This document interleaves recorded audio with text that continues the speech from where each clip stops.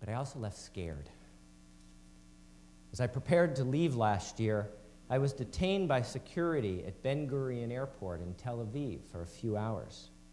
My bags were searched, and soldiers found pamphlets and booklets from Israeli and Palestinian human rights groups.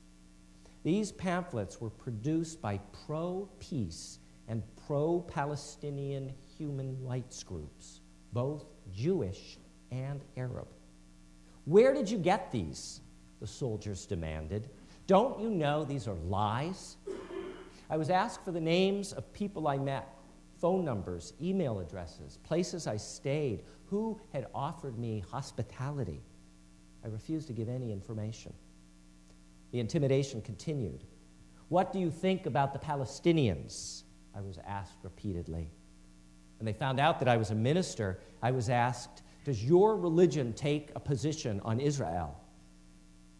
I was terrified, and I remained silent.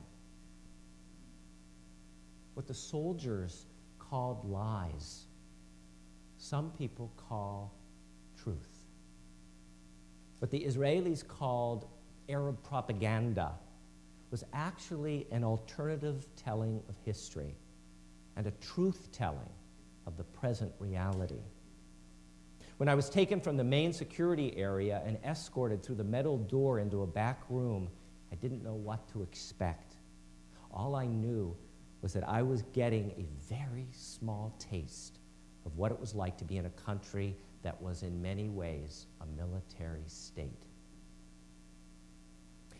I knew that I had seen and heard things that Israel did not want to discuss. And when I returned to Boston, I learned firsthand that there's a powerful lobby, a powerful network that works very hard to discredit anyone who shares the Palestinian side of the story. I learned it isn't okay to criticize Israel. So I returned to Israel, Palestine in November with a great deal of anxiety. What would I find in the Promised Land the second time? Things were different. Last year, walking through the Palestinian refugee camps, hordes of little children would run up to me. Obviously, I was not an Arab, and I was probably American. They'd run up shouting, "Obama! Obama!"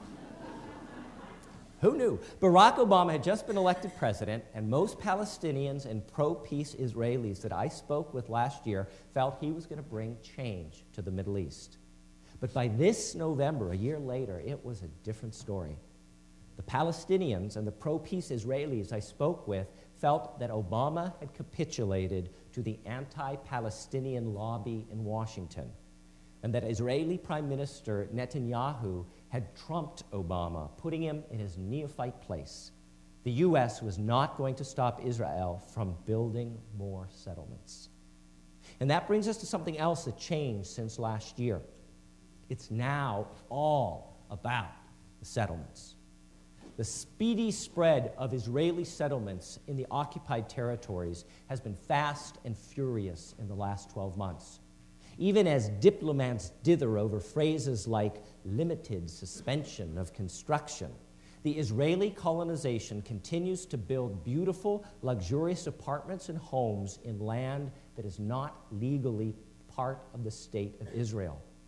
International law prohibits a conquering nation from transferring its citizens onto conquered land. But that is not stopping Israel.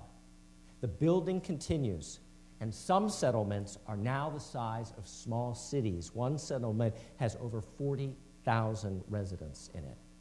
Jewish only, which means Arabs cannot drive on it, Jewish only road systems are connecting these luxury settlements to Jerusalem, creating a vast and growing suburb of Israeli-only residences on Arab-owned land. The more that is built now, the less likely that land will be given back to the Palestinians when a peace plan is finalized. So when you hear in the news, and the Palestinian Authority says they won't return to peace talks without a complete settlement freeze, it's because they're trying to stop the Israeli public relations ploy of talking peace while they're still grabbing more land. Now, leaving the cities and further out into the countryside, reports of Israeli settlers harassing Palestinian villages increased. I visited the little village of Atuani, just outside of Hebron, which is so small and decrepit that calling the living conditions third world is a compliment. Israeli settlements from the nearby Ma'on and Havat Ma'on settlements, who want the village evacuated and the Palestinians gone, continually harass these farmers. Parents told me how Israeli settlers routinely attack the children of Atuani as they walk across the hills just to attend school. The situation is so bad that Israeli courts ordered Israeli soldiers to escort the kids past the settlers. Now imagine that, having to turn your 6-year-old over to an occupying army, the enemy, and then trust that the enemy soldiers will protect your kids from stones and beatings. Often, the soldiers don't show up, and the kids are left to fend for themselves. One father told me that his kids were sometimes escorted partway and then abandoned by the soldiers, forcing the kids to walk without protection. Parents are not permitted to walk with their children.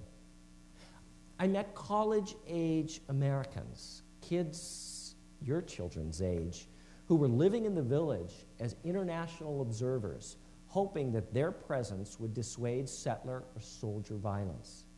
10 days after my visit, 2 of these brave young Americans I had met were attacked by 5 Israeli settlers, knocked to the ground, kicked, and beaten. And just this week, I received an email report that on Thursday morning, just a couple days ago, Israeli soldiers attacked and injured Atuani shepherds as they grazed their sheep. The soldiers also attacked the observers accompanying the shepherds, breaking the video camera the Americans were using to document the attack.